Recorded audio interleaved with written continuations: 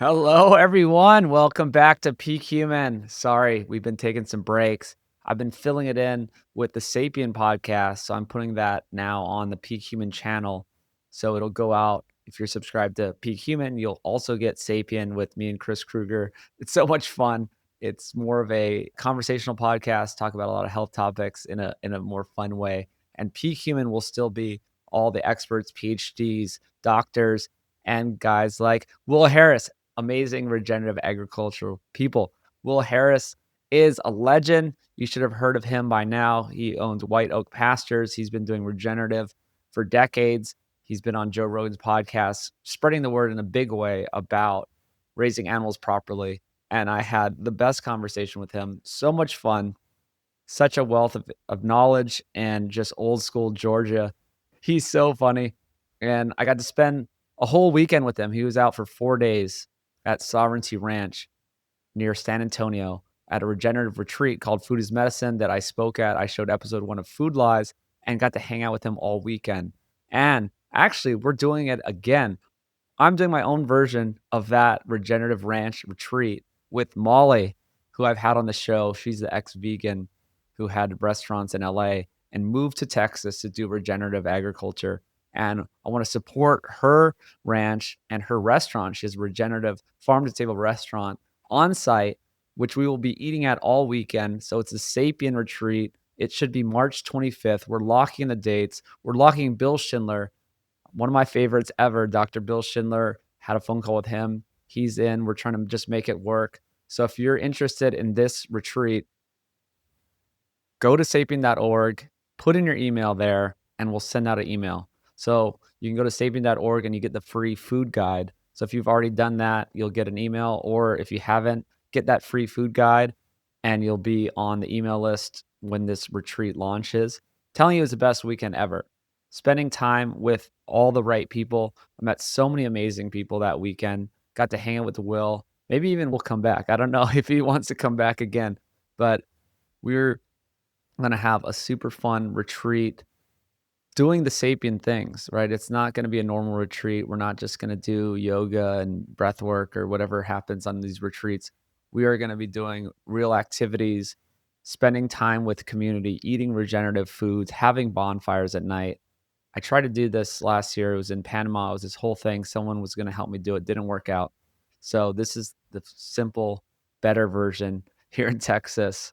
So yeah, go to sapien.org, check that out. But back to Will. Will's the man. Such a good podcast. I'm telling you, learn about really the ins and outs of regenerative. And there's a lot more than you think. And that economic side too. And there's a sort of a sad economic reality of why everything in the world is backwards when it comes to nutrition. And that's because the high profit margin on processed foods. And there's just no profit margin on meat. So we're trying to change that, get more ranchers out there doing meat in the right way, get more demand for it, maybe there'll be some more money in it, and then the incentives will align, get better food for you, better for the animals, better for the environment. Everything works if you go outside the processed food system. So that's the main theme of this podcast today with Will. Support him, whiteoakpastures.com. And also go back, listen to the old episodes. So many great episodes in Peak Human. You can just work backwards, work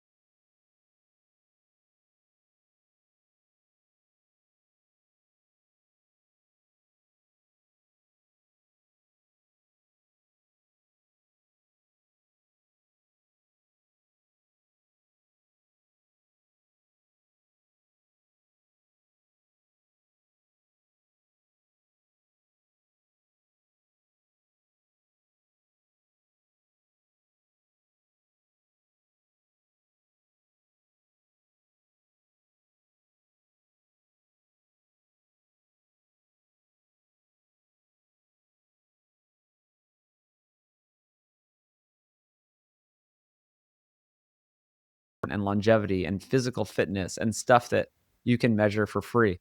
So check that out. Nose to tail, support us and support Will Harris at White Oak Pastures. And thanks for listening. All right, we're live with Will Harris. How's it going? Good, Brian. Thank you for having me on today.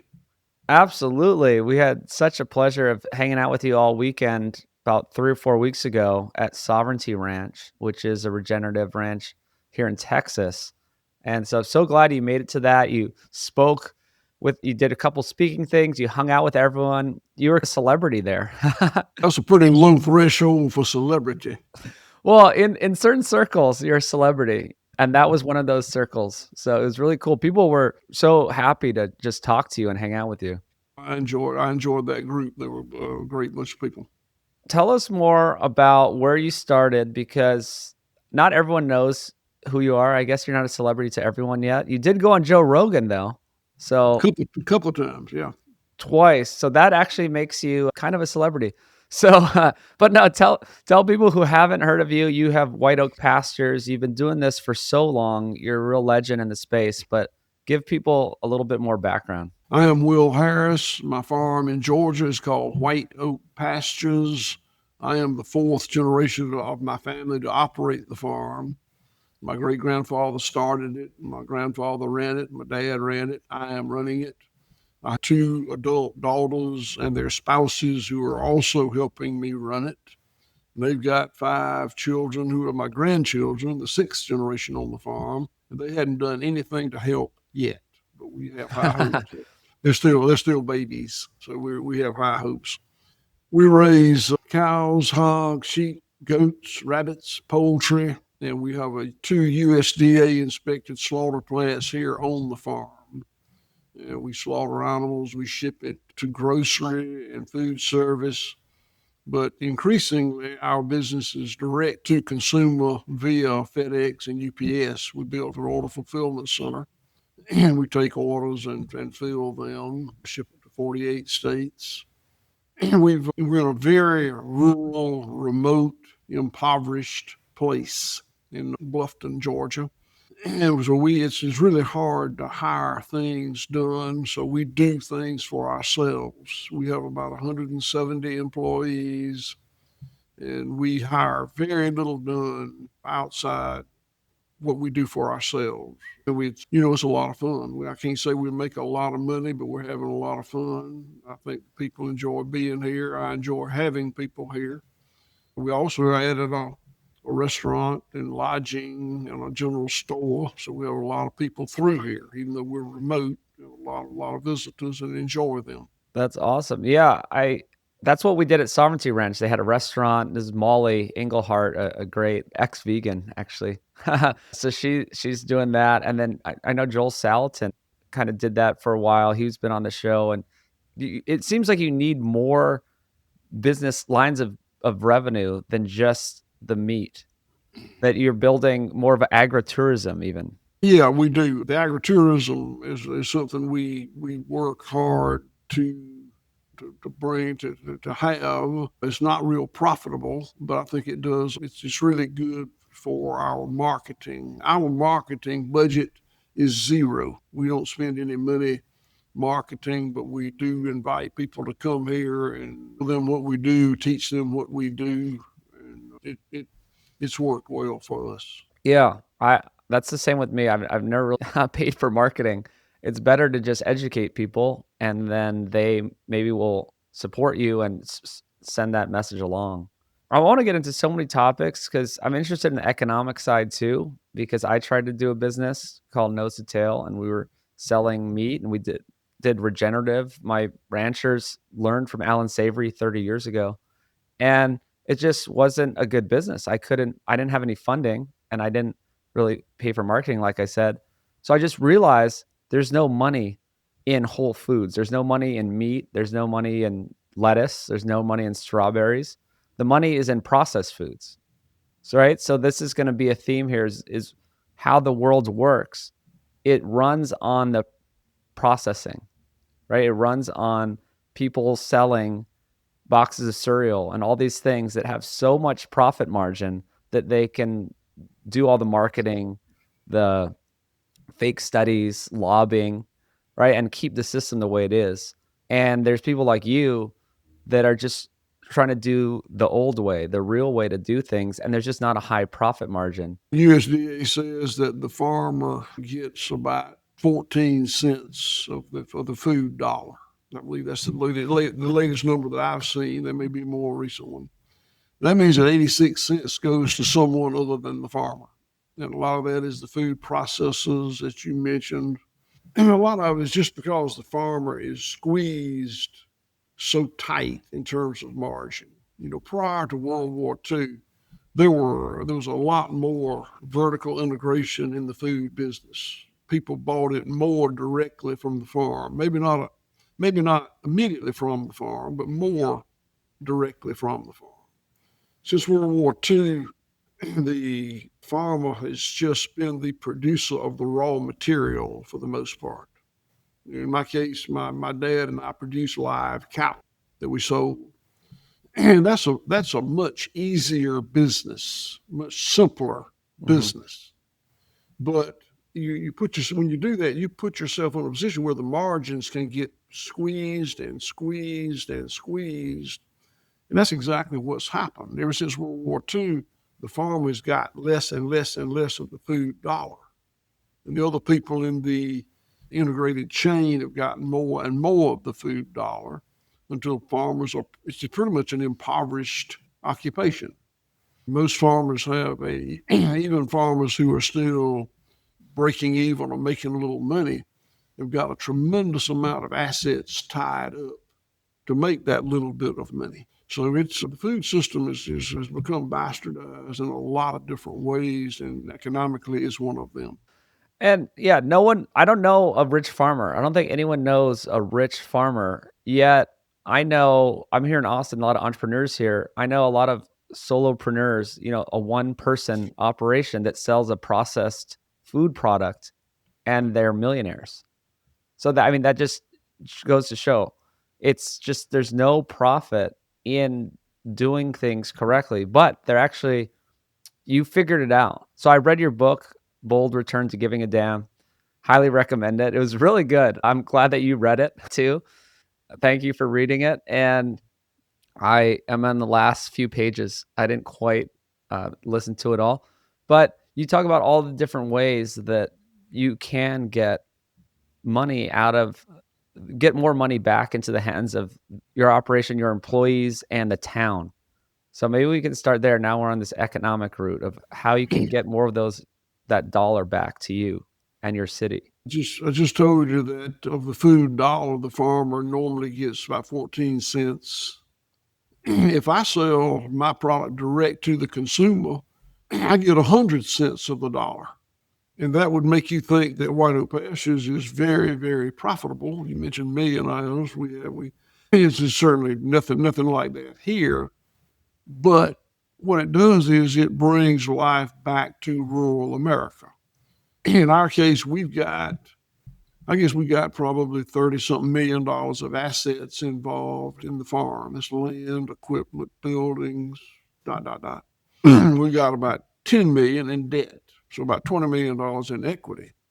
But the annual profits are pretty low. I mean, it's profitable, but it's not a very good return on investment. When I tell a financial disclosure to my friends who are MBAs and CPAs and CEOs and all those other alphabet letters, but they don't understand why I would operate a business that has such a low return on investment. And I understand their questioning that. So the difference is that I look at things in a much longer term view. They view things in the weekly report, the monthly report, the quarterly report, and the annual report. And we think generationally. I'm thinking about my grandchildren inheriting this farm, and they're still 4, 5, 6 years old. And the benefit to the land and the benefit to the community. I learned about, during the weekend with you and through the book, that Bluffton is the lowest income in the whole nation. Is that right? Clay County, which is the county that Bluffton is in, was the lowest income per capita county in the United States of America in 2020. Wow. And now you employ 170 people. That And my helps. payroll is $100,000 every week. So we're quite a contributor too. We're the largest private employer in the county, and I like to think we pay our people a little bit more than most of the other employers. We have really, really, really good people. I'm very proud of our employees, and we pay a little higher. Well, I'm not proud of what I pay them. I pay them as much as I can, but it allows us to hire the best of the best. It's a very small pool. We get the best ones in it, and they're great. And I love that because part of having a successful business is having great employees and they care. It sounds like they care. They have their own community from what I heard in the book. They're invested in it themselves in a way. The way my dad, granddad, great granddad ran this farm, and the way I started running it, we owned the farm. It was very autonomous. We told people what to do, and we just hired people to take instructions and do what they were told. That's not the way it is today. Today, I still own 100% of the business, but we've got people who are really employees who are really managers. They manage a portion of the business. Every species, we got 26, I think, managers. Every species, cows, hogs, sheep, goats, rabbits, poultry, has a manager who has employees, and they have responsibilities, and they have duties, and they make decisions. We've got a red meat processing manager, poultry processing manager. We got so many managers, and these people really manage. They operate pretty autonomously. We talk Mhm. about things and need to know what's going on, but they run their business pretty autonomously. I think humans, yeah, need to take ownership in that so that they can really care about it, and so that's a lot better. Yeah, in the conventional systems, it's everyone's just a cog in the machine, and they don't really care, and it's really really boring actually, just the same thing every day. And that's the way I operated this business for the first 20 years I ran it. But about 30 years ago, 25 or 30 years ago, I started moving away from that pretty diligently, and still am moving away from Sorry, let's back up though, because I just realized that some people might not know about your whole operation exactly and where it came from, where it started, and how you slowly did change that. And it's not easy. I had Gabe Brown on. He had to have this disasters, hailstorms ruined his crops. There's people got to it in different ways. So I'd love to, yeah, take a little time to go through your journey. when my great grandfather came to this farm in 1866, the way he operated it and the way his son, my grandfather, operated, they were a but fully vertically integrated food system. The farm at that time, we still own the land, but the headquarters was about 2 miles south of town. I'm sitting in the middle of the town of Bluffton right now. And they would, my great grandfather and grandfather and their employees would get up before day, 6 days a week, and slaughter something. It might have been a cow, might have been a couple of hogs, might have been a 100 chickens, but they slaughtered something. Loaded it on a mule-drawn wagon, came 2 miles up the dirt road to Bluffton, the town here, and peddled the meat. They had regular stops they made at the boarding house and the hotel and the general store and prominent people's homes. And they sold the meat off the wagon. This is before refrigeration, Mm, before USDA inspection, before internal combustion engines. I mean, it was yeah. sell it or smell it. And that's what they did. And it worked for them. They were successful. They expanded the farm. My dad was born in 1920. He took over the farm post World War II, 1946. And he changed the operation dramatically. Under his watch, it became a monocultural cattle operation, raised nothing but cattle, shipped them to the West for feeding for the most part. He had a feedlot here, but most of them went to the West for feedlots. Much simpler business, much easier. And it allowed my dad to be an expert cattleman, and he was, and he took pride in that. He didn't have to be a generalist, jack of all trades, a lot of different species. He could be a really good cattleman. And Dad was cowboy and I was cowboy, so we didn't talk about things much. But I think he was proud of the fact he was an expert cattleman. I never wanted to do anything except run the farm as a monocultural cattle operation, just like my dad. I went to the University of Georgia, majored in animal science, came home and ran it. By the way, animal science had previously been animal husbandry. Animal husbandry is very cyclical. Animal science is very linear. Mm-hmm. That was a change that was already made. So I ran the business as a monocultural industrial cattle operation for 20 years, and I was profitable. I made money every year. I didn't make a lot of money, but I went back and looked. I paid taxes every year. Until in the mid-90s, I really became increasingly disenchanted with the way the very industrial way I was raising cattle, and I started moving away from it. And here, 25 years later, I'm still moving away from it. And did you start moving away from it before you heard about Alan Savory and holistic management? Because that Yeah. I learned that from the book because I thought that he was just the guy that sort of invented it, but it sounded like you independently started figuring that stuff out. No, I mean, to be sure, I started. I did not hear about Alan Savory until 2000 and something. I don't know the date, but I did that on my own, and I'll tell you the story. So I was the president of the American Grass-Fed Association for a long time.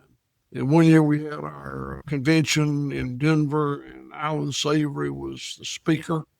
And I'd never heard of Alan Savory, and I should have, but I just didn't. Mm-hmm. And I introduced him, and I walked to the back of the room, and I was standing there talking to one of my buddies while Alan was giving his lecture. Very, very disrespectful. Shouldn't have done that. Mm-hmm. But I was listening to him enough that I could tell he was telling some really interesting stuff. Mm-hmm. I told my buddy, "Shh, listen to this guy." And I started listening, and I realized that up until that moment, I thought I knew more about holistic management than anybody on the planet, but I didn't. I mean, Alan knew way more than me. So I became a disciple. I actually spent 3 weeks on his ranch in Zimbabwe and learned a lot from him. I was figuring it out myself, but being able to learn from him was really a boon for me. Yeah, he's a real legend, to use that term again. But I had him on the show, so people listening can go back and listen to my episode with Alan Savory or see his TED Talk. He has a big TED Talk online that somehow they haven't taken down yet. TED, I feel like TED is a very woke organization, but he's got the good message. So, okay, so take us through that more. How did you learn it? How did you go away from conventional? Well, a lot of different ways. I guess probably if I had to pick the center of it, it was that I was maintaining a monoculture of cattle. I wanted nothing but cattle and Tifton 85 Bermuda grass on my farm. And every day I went to my pastures and I looked to see what was out there. And if anything was out there that was not a cow or Tifton 85 Bermuda grass, I knew how to kill it. Homicide means kill people, right? Insecticide, kill insects. Pesticides, kill nematodes. Herbicides, kill plants. It was all about killing something. And I prided myself on being really good at killing stuff. I knew what to use and how to use it to kill anything that was in my pastures. Wasn't a cow or Tifton 85 Bermuda. I wanted that monoculture. I now know nature abhors a monoculture. Nature does not want a monoculture. So now I embrace that. But for years, I killed anything that was not a cow or grass. And what I finally figured out, took me a long time, is pesticides are highly efficacious. They work good. They kill the heck out of whatever the target is. But they also kill some other stuff. It was just inadvertent. It will kill what's your target and some other things. And when you kill those plants or animals or microbes that are living in that ecosystem, they have a role in that ecosystem, Hmm. and you throw it off. So something is awry, and you have to kill it, and you have to kill it, and you have to kill the next and the next, and it's never ending. All these pesticides originally came from World War II's war effort. They took those nerve gases and whatever else they'd come up with and found a use for them, production use for them. And I think it was very innocent. I think that those early innovators doing that were in their minds contributing to the production model. But it didn't. It didn't work that way. It had more. It had negative, unintended consequences, and it took me a long time to figure that out. And then I had to figure out how to farm without using them. I think a lot of technology innovation, it has the unintended consequences, and I think right now is when we're figuring a lot of these out. And the processed foods thing, now we have chronic disease and we have the most type 2 diabetes and obesity, all these things. So I'm glad to be part of, yeah, going back to nature. And I think we're figuring a lot of this stuff out, right? That you have these unintended consequences and you can't really cheat nature. Like, that's my main thing. It sounds like you figured that out. You just can't cheat nature. I did figure it out. In nature, if the in nature, if all the natural cycles are operating optimally, it spins off an abundance. All that coal and oil and gas we've been living on for the last 100 years. Yeah. That was the abundance of nature from the era of the dinosaurs. It was just abundance. Mhm. It came from all the cycles of nature working together optimally. The energy cycle from the sun, the water cycle from rain, mineral cycle from rocks, microbial cycles, on and on, all the cycles operating optimally to generate an abundance. That's the way it's supposed to work. That's what the Garden of Eden was. Post World War II, we got so good at killing things that we decided we could do better than nature. And it didn't work. I mean, it had negative, unintended consequences. And the abundance that it generated was immediately obvious. But the unintended consequence that was negative, it took years or generations for it to show up. But now it's showing up. We had abundance of calories, but we didn't have nutrients. This is kinda really squarely in my nutrition territory and food lies territory, is that was the big, I call it the where we went wrong. It's episode 2. And we thought that we could just, "Oh, we have way more calories and corn, wheat, and soy. Oh, this is amazing. We're feeding so many people." And then you realize that humans don't just need calories, we need nutrients. Well, that's a great example. The other one is the organic matter in the soil. When I started changing after this land had been farmed industrially for decades, the organic matter in our soil was half of 1%, one half of 1%. Today it's over 5.5%, 10x increase. And that was because I ceased to use chemical fertilizer and pesticides and tillage. And I put ruminant animals out there to eat the grass, defecate, urinate, and then build it up. And there's a lot of difference in land. Well, I'll tell you this 1% organic matter will absorb about a 1 inch rainfall. That's 27,000 gallons of water on an acre of land. When I had a half an inch organic matter, that meant I could absorb a half-inch rainfall. Everything else ran off and was wasted. Today it's 5.5% organic matter. I can absorb a 5.5 inch rainfall if it comes slowly, not if it comes as a flood. That's the abundance of nature, and we get. And by the way, we get a lot of 5.5 inch rainfalls in the coastal plains of Georgia. I saw a video a couple years ago on Instagram. I'm pretty sure it was your white oak pastures, and it had you absorbing the rain, and then the neighbor, it was just pure runoff. That's on our website now, whiteoakpastures.com, and I see that happen once or twice a year. But the water coming off after a 5 or 6 inch rainfall, the water coming off my farm, and there's not much of it, and it's still pretty clear. And the water coming off my neighbor's farm, which comes together with mine, and it is a raging torrent, and it's like chocolate milk because of this runoff, because of the erosion.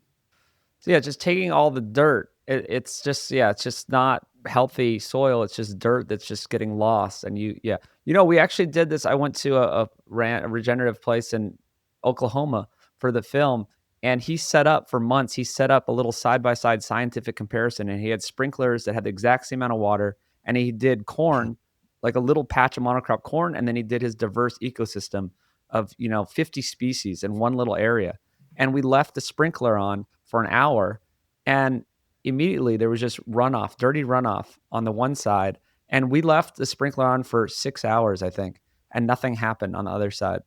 It just soaked it all up. That's the way it's supposed to be. Yeah. So, okay, so take us through this more. So how did you even do it economically to change from conventional to regenerative? Economically, it was difficult. I told you that when I operated industrially for 20 plus years, we made money every year, paid taxes every year.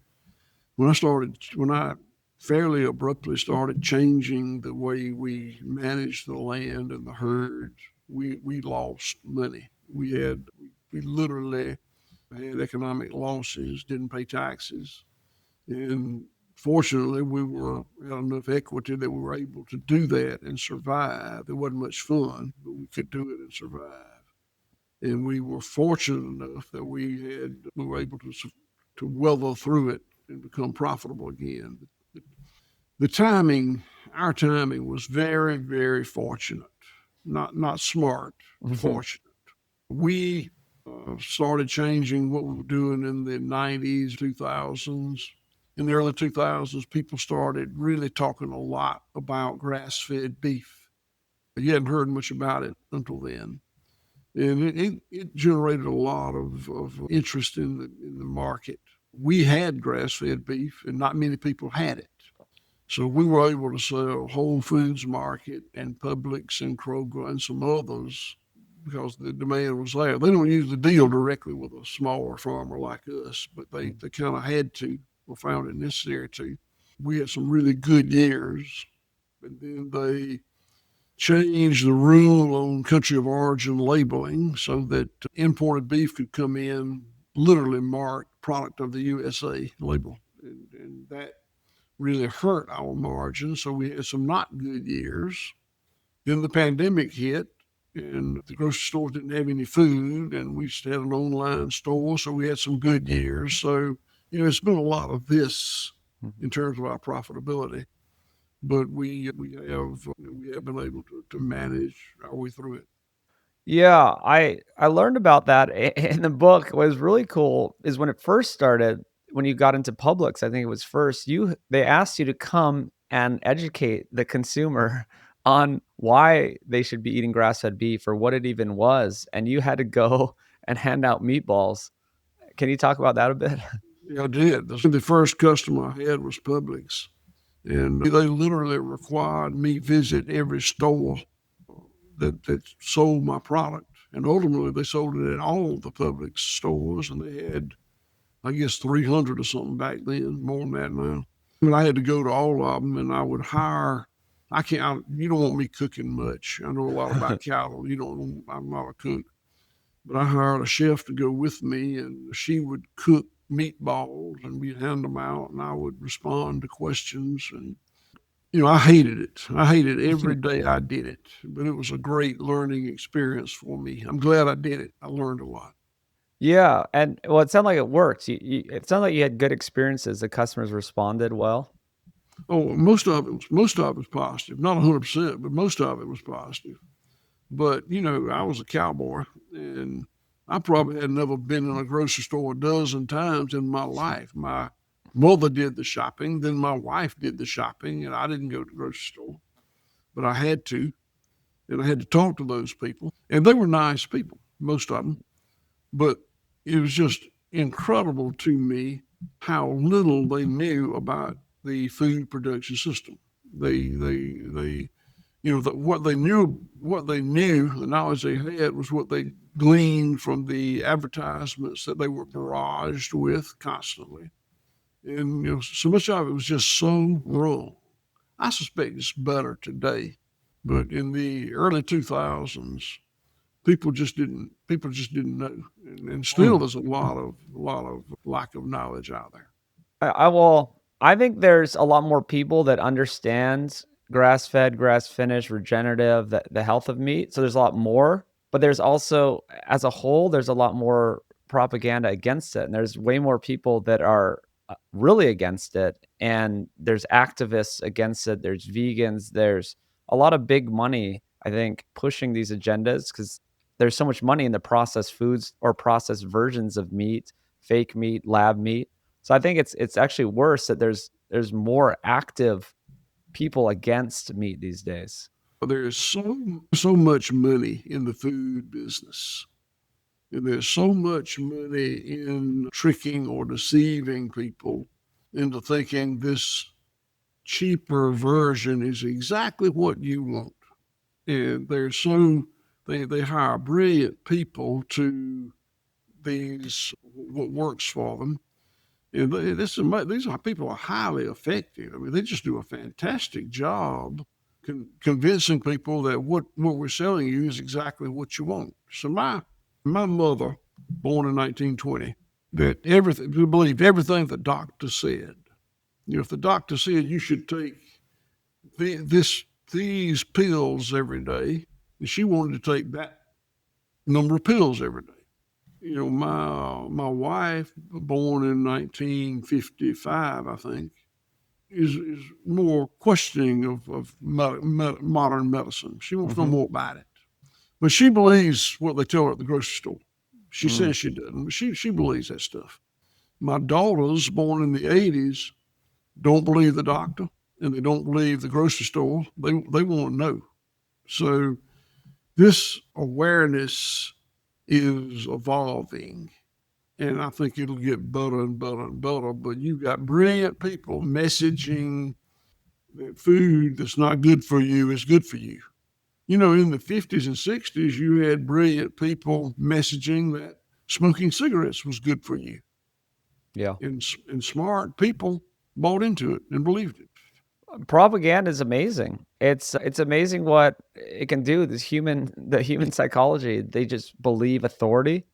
And there are a few people out there. I think it's a growing movement that just questioned authority, and those are my people. Those are the people on the ranch with us that weekend. Right? We were questioning everything. We were questioning all the narratives, and it's very important to do that. But there's so much money that it's always comes down to the money. That's what I'm saying. The high profit margin on processed food rules the world. It's kind of just a sad fact of nature that if you process cheap ingredients, you can make way more money. What a world if be if somehow growing animals raised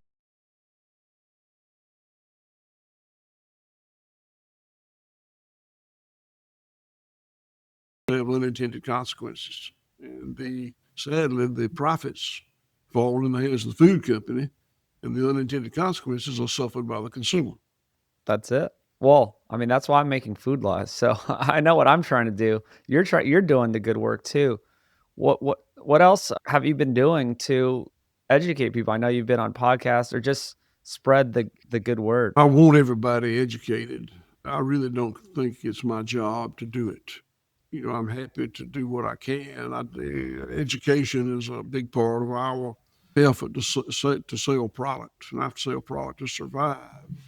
I started a nonprofit, a 501c3, a few years ago. We've got a really sharp executive director. We bring people here and train them. It's really more about training farmers than consumers, but we get both farmers and consumers here. Anybody can sign up for it. And we have an intern program. You know, I do a lot of these podcasts like we're doing right now. I'm not on the speaker circuit. A lot of guys are, and I respect it. I just don't want to do that. And I got 170 employees. I got some stuff to do. I don't, you Yeah, know, it cost me when I was in with you in Bandera, Texas, and I enjoyed it, but it had a cost because I wasn't here on the farm seeing about my business. absolutely. I think we want the ranchers out doing the ranching, the herdsmen doing the herding. Well, also your book. I also just want to mention your book again. just, yeah, buy it, spread the word. It's a good book. I was fascinated by it. So I want to go more into the economic side again, because you had to get the $30 million of assets, right? You had to get these loans. How did that work? Like, how did you become so? Yeah, it took a while to become vertically integrated, and you started buying up other land too. So I guess just keep going on that economic side. The last thing I wanted to do was build a meat processing plant. I did not want one. And when I started selling beef to consumers, I used little bitty outside abattoirs, we call them, slaughter plants, Mhm. to do my custom slaughter for me. And I was happy with that, but I couldn't get enough done. The grass-fed beef had become sort of a thing, and the business was going up. And these abattoirs I was using were very small, and I would call all of them. There's three or four, depending on when it was, every week, and say, "How many can I bring next week?" And they say 3. Hmm. And I say, "I need 10." I said 3, and it was their plant. I took 3, and I simply could not profitably run my business operating at the scale I was having to operate using those little bitty abattoirs. And I tried many, many, many different things to not build a slaughter plant, but I ultimately built a slaughter plant. And I was blessed that I inherited a nice 1,000 acre farm from my dad, granddad, great granddad, and I leveraged it to build the slaughter plants, and that's the way it's been ever since. And we built the next thing and the next thing and the next thing, and been with. I don't have any investors. It's all, and I don't want any investors. It's all debt, Hmm. and we've been fortunate enough to make a profit, so we can pay some of it back, and we continue to operate profitably. I hope that'll continue and pay off our debts. And one day, hopefully, my 30-something-year-old daughters will have a paid for business. If they Well, don't, it's okay as long as we can make our debt service. I view debt differently than a lot of people. I've known a lot of very successful families and individuals and families, and having too much money in the bank allows one to lie in the bed in the morning. mm, Debt makes you get out of the bed, roll out of the bed in the morning. And I want my daughters and my in-laws and my grandchildren to roll out of bed in the morning, go to work, and debt will do that. yeah, and you need that motivation, but you really laid it out on the line. I just want to let people know that, because a lot of people, that just have investors, or they always have a way out, and you kind of don't have a way out. If it doesn't work out, you lose the property. Like, they have that leverage on you. If it doesn't work out, I'll lose my property and my house and my Jeep and everything I've got. And there have been times that I've considered the fact that I may die in a rented mobile home somewhere, Hmm. and but fortunately whatever changed, and we were able to perform, and that's always that is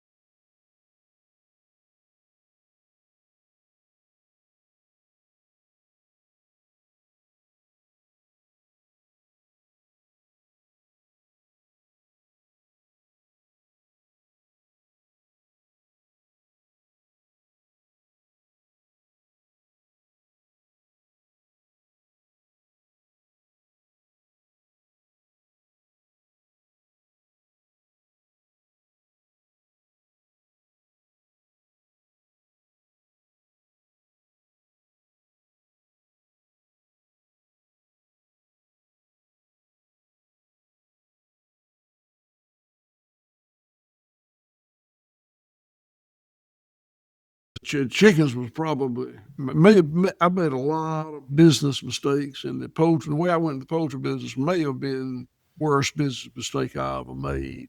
I'm not opposed to chicken, free range, pastured poultry. I'm not opposed to it. Mhm. It's just hard to make money with it. And I had the red meat processing plant and was selling a lot of grass-fed beef and pastured pork and lamb and goat. It was working well. And I got a little drunk on success.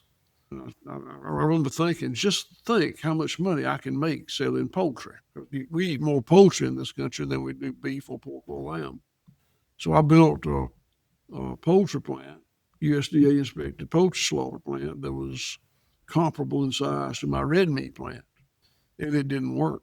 It simply did not work economically. It cost me, I don't know the number, but probably $5 a pound to grow and process a chicken. And I couldn't sell many of them for $5 a pound. The price discrepancy was too great. My Mhm. beef was 20% higher than industrial beef. My poultry was 200% higher than industrial poultry Mhm. or something. That was a hard learning experience, lost a lot of money in the poultry business. But right now, we're spending a bunch of money remodeling the poultry plant so that we can slaughter pigs, sheep, and goats in it as well as poultry, just different days, different species. It so happens that I have outgrown my red meat plant, so I can operate it purely as a beef plant. Mhm. Slaughter the other species in the poultry plant and still have the capacity to slaughter some poultry, just not as much. It sounds like yeah, so I think what happened is the kind of paleo crowd, there's all these different carnivore people in the last 15 years that have started really supporting regenerative ag and learning about the health of beef, but they aren't that into chicken. They could be. I mean, I think chicken gets a bad name because normal chicken is pretty bad, right? It's raised in terrible conditions and it's not good. So I'll if tell you you, I'll eat tell good you, chicken, it's good. I'll tell you a story. I was asked to speak at a regenerative farm meeting in Boulder, Colorado one time. It was after I was pretty much built my poultry plant, and it wasn't working.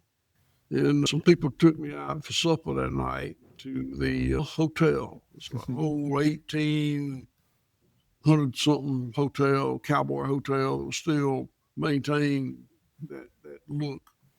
And I was walking around in the dining room, and then on the wall there was a menu from the Boulderama restaurant, hotel restaurant, from 1880 or something.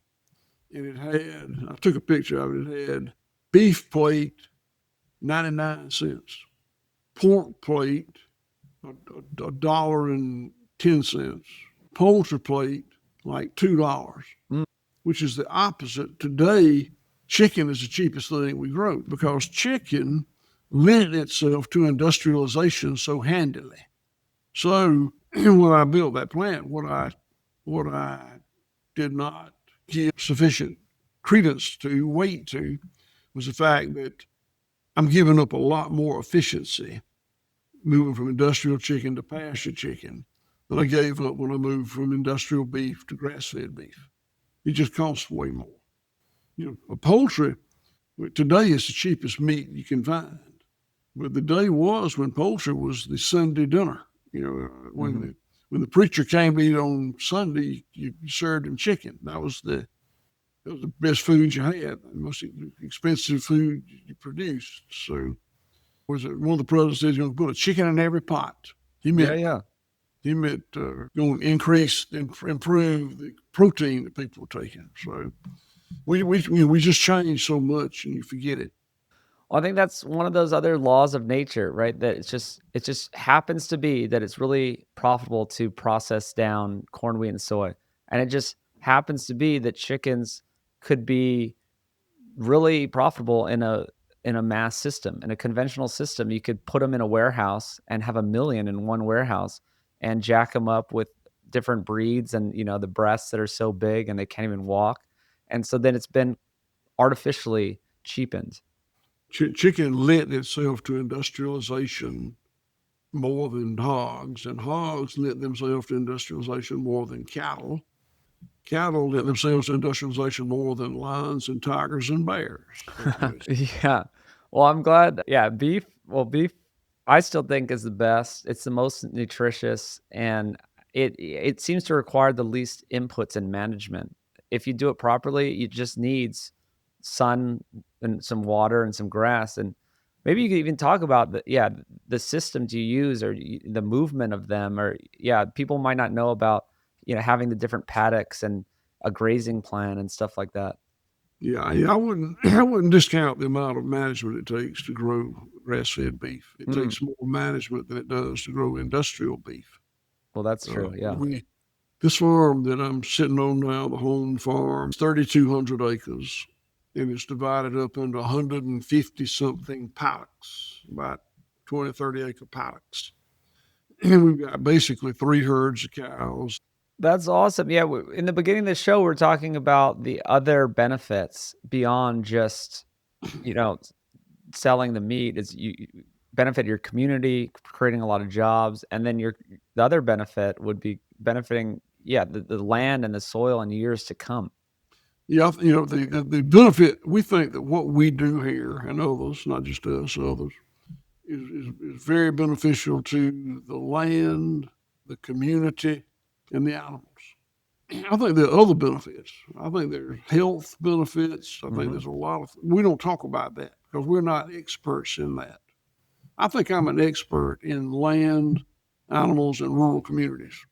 But, in terms of health and longevity and all these other things, I leave that to the medical doctors and those kinds of people.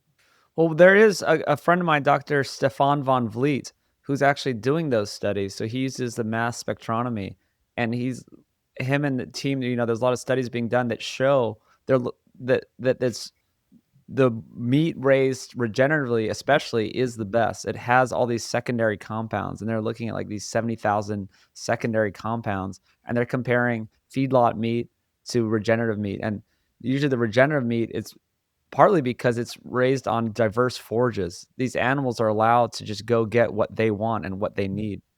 Well, I certainly believe all that, and I'm glad that gentleman is doing it. I value my credibility too much to talk about those things because I don't have the expertise. I don't have the credentials. That's it's good that he's doing it because he's finding that animals have an intelligence and they know what they need.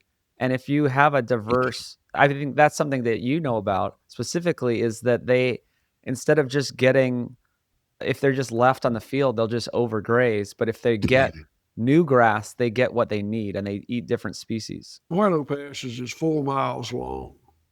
We move them back and forth around that 4 miles, 365 days a year. Yeah. Buffalo range from the Mexican border to the Canadian border. So they were able to graze in much different soil types every single day because they were continually moving. I mentioned this earlier. It's an emulation of nature. It's a Mhm. very poor emulation of nature. But we try very hard to make it as good an emulation as we possibly can. And that cafeteria mineral feeder is one of the things we can do.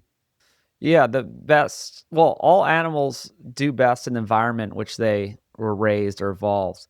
And so, yes, the best we can do is mimic it. So, yes, humans, I mean, ideally, we just go back to hunting and gathering, but that's just not realistic at all. But what we can do is, buy the best meat we can, buy local produce, do stuff like that.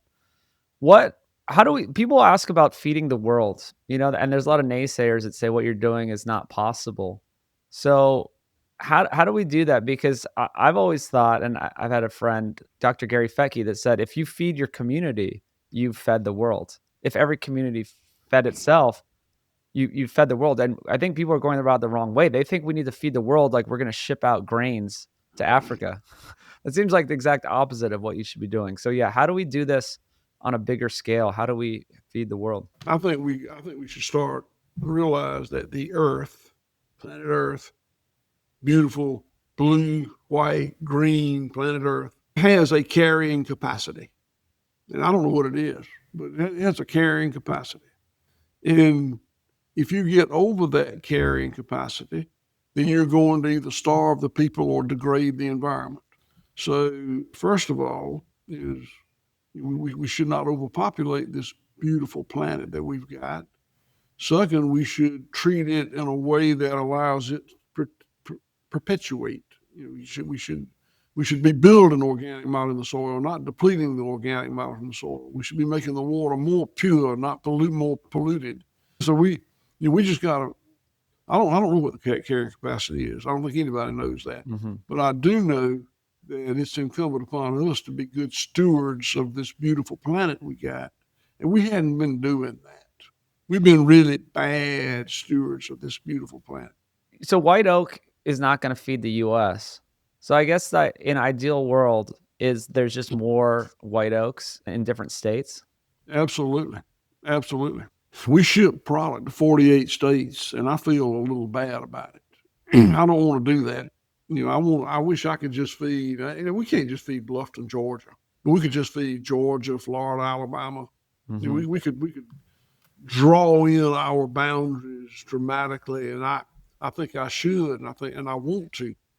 I can't do it because I need to sell $30 million worth of product a year to make this thing work. So what I hope happens is more consumers will decide to eat the kind of food we produce. So I'll have more consumers in a smaller area, and I'll bring my trade territory down, allowing more people to operate in other places, and I'll help train them to do it. That's why I formed the nonprofit Center for Agricultural Resilience to train people. We ship to 48 states because we have to. We don't ship to them because we want to. Mm-hmm. As a family, we've made the decision we don't want to grow this business. We're not interested in going from 30 million to 40 million to 60 million. We're not interested in that. We're not building something to sell.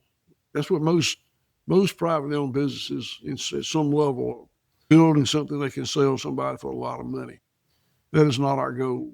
And we're smart enough to know how smart we're not. We know that we probably can't run a business a lot bigger than this. If we were going to do that, we need to hire a CEO. And if we hired a CEO, he'd be focused on short-term profitability. And we're not focused on short-term. So you immediately have a conflict of ownership and management. So we have grown this business to be as big as we can manage it. And so we just going to manage it. And I hope others are able to grow businesses in other parts of the country similarly. And it's very possible. It's done differently. I've kind of learned about regenerative ag, and the biggest thing is that it's not the same. You have to figure it out on your land, and there's all different systems, and there's all different climates and ecosystems in the U.S., but it's all possible, right? I graduated from the University of Georgia, and there you had soils professors that knew all there was to know about soils, basically. And they could go from just teaching soils to Maine teaching soils to Oregon teaching soils to New Mexico teaching soil. And the soil is not the same in those 4 states. It's very different.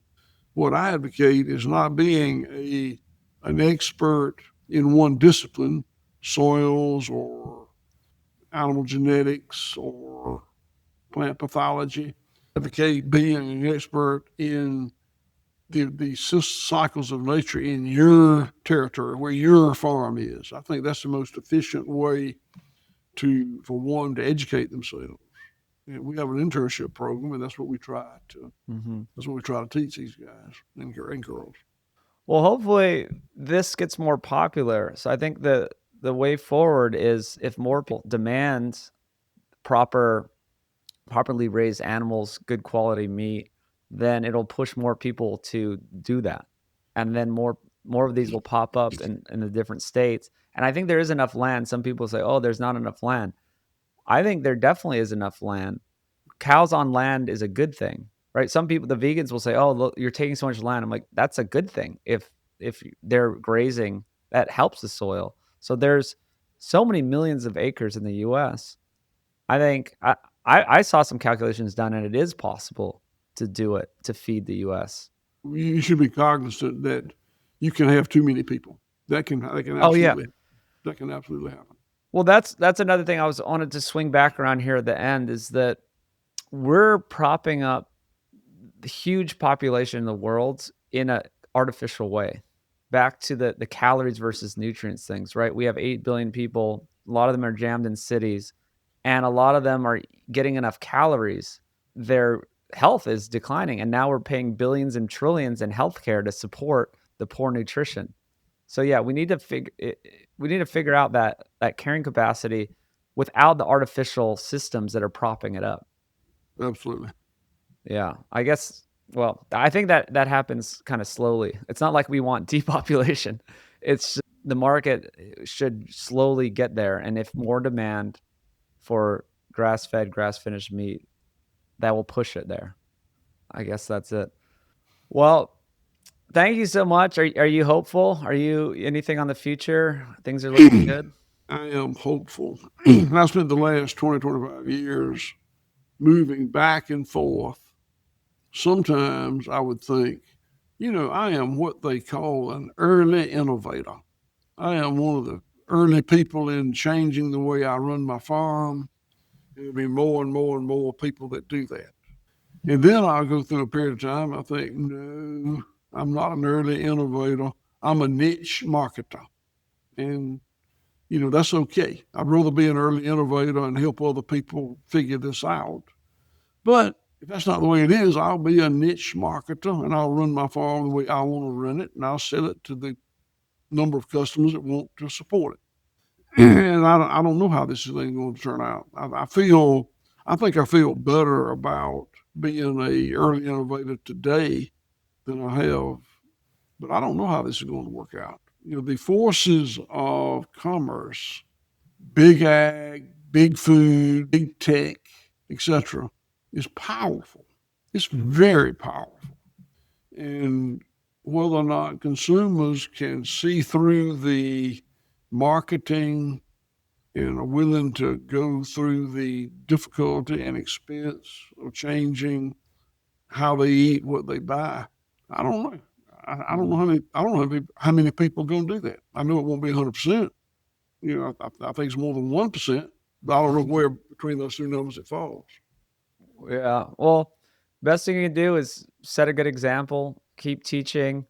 I think if people see how healthy people are, there's a new big group of people doing the eating this way, doing this, and yeah, maybe it is. Maybe it's only 10% of us, but we'll be the healthy ones. So thanks for what you're doing. Check out whiteoakpastures.com. You can get that meat if you're in the 48 states.